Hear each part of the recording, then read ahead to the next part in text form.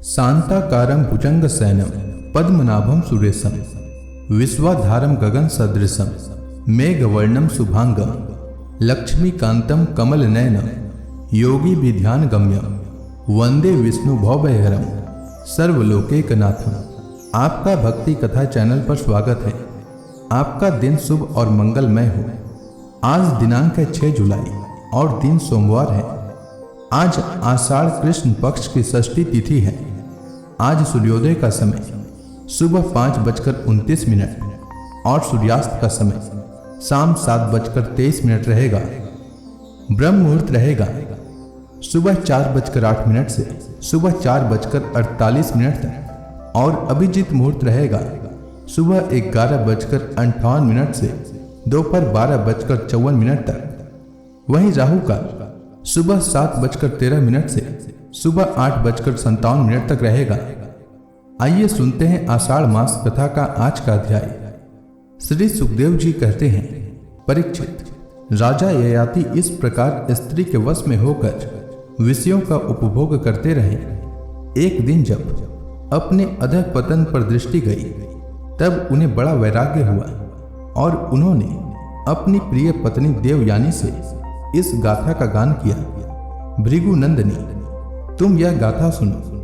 पृथ्वी में मेरे ही समान विषयी पुरुषों के संबंध में यह एक सत्य इतिहास है। ऐसे ही ग्रामवासी विषयी पुरुषों के संबंध में वनवासी जितेंद्रिय पुरुष दुख के साथ विचार किया करते हैं कि इनका कल्याण कैसे होगा। एक था बकरा, वह वन में अकेला ही अपने को प्रिय लगने वाली वस्तुएं ढूंढता हुआ घूम रहा था। उसने देखा कि अपने कर्मवश एक बकरी कुएं में गिर पड़ी है। वह बकरा बड़ा कामी था। वह सोचने लगा कि इस बकरी को किस प्रकार कुएं से निकाला जाए। उसने अपने सिंग से कुएं के पास की धरती खोद डाली और रास्ता तैयार कर लिया। जब वह सुंदरी बकरी कुएं से निकली तो उसने उस बकरे से ही प्रेम करना चाहा। वह दाढ़ी मूछ मंडित बकरा हिष्ट पुष्ट जवान, बकरियों को सुख देने वाला, विहार कुशल और बहुत प्यारा था। जब दूसरी बकरियों ने देखा कि कुएं में गिरी हुई बकरी ने उसे अपना प्रेम पात्र चुन लिया है, तब उन्होंने भी उसी को अपना पति बना लिया। वे तो पहले से ही पति की तलाश में थी। उस बकरे के सिर पर कामरूप पिशाच सवार था। वह अकेला ही बहुत सी बकरियों के साथ विहार करने लगा और अपनी सब सुध बुध खो बैठा। जब उसकी कुएं में से निकाली हुई प्रियतमा बकरी ने देखा कि मेरा पति तो अपनी दूसरी प्रियतमा बकरी से विहार कर रहा है, तो उसे बकरे का यह करतूत सहन न हुआ। उसने देखा कि यह तो बड़ा कामी है, इसके प्रेम का कोई भरोसा नहीं है और यह मित्र के रूप में शत्रु का काम कर रहा है। अतः वह बकरी उस इंद्रिय लोलुप बकरे को छोड़कर बड़े दुख से अपने पालने वाले के पास चली गई। वह दीन कामी बकरा उसे मनाने के लिए मेमे करता हुआ उसके पीछे पीछे चला, परंतु उसे मार्ग में मना न सका। उस बकरी का स्वामी एक ब्राह्मण था। उसने क्रोध में आकर बकरे के लटकते हुए अंडकोश को काट दिया, परंतु फिर उस बकरी का ही भला करने के लिए फिर से उसे जोड़ भी दिया।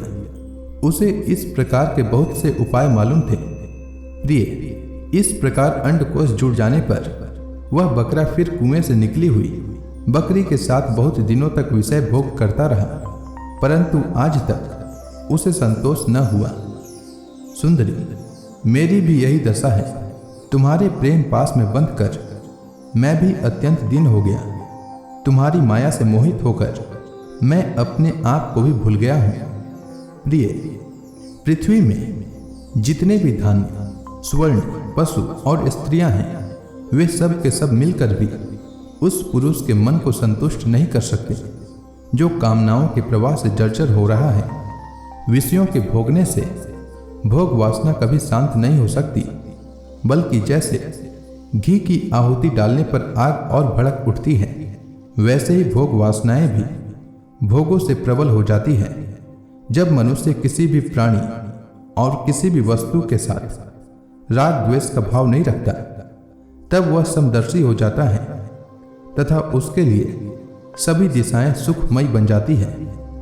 विषयों की तृष्णा ही दुखों का उद्गम स्थान है। मंद बुद्धि लोग बड़ी कठिनाई से उसका त्याग कर सकते हैं। शरीर बूढ़ा हो जाता है पर तृष्णा नित्य नवीन ही हो जाती है। अतः जो अपना कल्याण चाहता है उसे शीघ्र से शीघ्र इस तृष्णा का त्याग कर देना चाहिए। और तो क्या, अपनी माँ, बहन, कन्या के साथ भी अकेले एक आसन पर सट कर नहीं बैठना चाहिए। इंद्रियां इतनी बलवान हैं कि वे बड़े बड़े विद्वानों को भी विचलित कर देती हैं। विषयों का बार बार सेवन करते करते मेरे 1000 वर्ष पूरे हो गए, फिर भी क्षण प्रति क्षण उन भोगों की लालसा बढ़ती ही जा रही है। इसलिए मैं अब भोगों की वासना तृष्णा का परित्याग करके अपना अंतःकरण परमात्मा के प्रति समर्पित कर दूंगा और शीत उष्ण, सुख दुख आदि के भावों से ऊपर उठकर अहंकार से मुक्त हो हरिणों के साथ वन में विचरूंगा। लोक परलोक दोनों के ही भोग असत हैं, ऐसा समझकर न तो उनका चिंतन करना चाहिए और न भोग ही। समझना चाहिए कि उनके चिंतन से ही जन्म मृत्यु रूप संसार की प्राप्ति होती है और उनके भोग से तो आत्मनाश ही हो जाता है। वास्तव में इनके रहस्य को जानकर इनसे अलग रहने वाला ही आत्मज्ञानी है। परीक्षित, ययाति ने अपनी पत्नी से इस प्रकार कहकर पुरु की जवानी उसे लौटा दी और उससे अपना बुढ़ापा ले लिया। यह इसलिए कि अब उनके चित्त में विषयों की वासना नहीं रह गई थी। इसके बाद उन्होंने दक्षिण पूर्व दिशा में द्रुह्यु, दक्षिण में यदु, पश्चिम में तुर्वसु और उत्तर में अनु को राज्य दे दिया। सारे भूमंडल की समस्त संपत्तियों के योग्यतम पात्र पुरु को अपने राज्य पर अभिषिक्त करके तथा बड़े भाइयों को उसके अधीन बनाकर वे वन में चले गए। यद्यपि राजा ययाति ने बहुत वर्षों तक इंद्रियों से विषयों का सुख भोगा था, परंतु जैसे पांख निकल आने पर पक्षी अपना घोंसला छोड़ देता है, वैसे ही उन्होंने एक क्षण में ही सब कुछ छोड़ दिया। वन में जाकर राजा ययाति ने समस्त आसक्तियों से छुट्टी पा ली। आत्म साक्षात्कार के द्वारा उनका त्रिगुणमय लिंग शरीर नष्ट हो गया। उन्होंने माया मल से रहित परब्रह्म परमात्मा वासुदेव में मिलकर वह भगवत गति प्राप्त की जो बड़े बड़े भगवान के प्रेमी संतों को प्राप्त होती है। जब देवयानी ने वह गाथा सुनी तो उसने समझा कि ये मुझे निवृत्ति मार्ग के लिए प्रोत्साहित कर रहे हैं, क्योंकि स्त्री पुरुष में परस्पर प्रेम के कारण विरह होने पर विकलता होती है। यह सोचकर ही इन्होंने यह बात हंसी हंसी में कही है। स्वजन संबंधियों का जो ईश्वर के अधीन है एक स्थान पर इकट्ठा हो जाना वैसा ही है जैसे प्याऊ पर पथिकों का। यह सब भगवान की माया का खेल और स्वप्न के सरीखा ही है।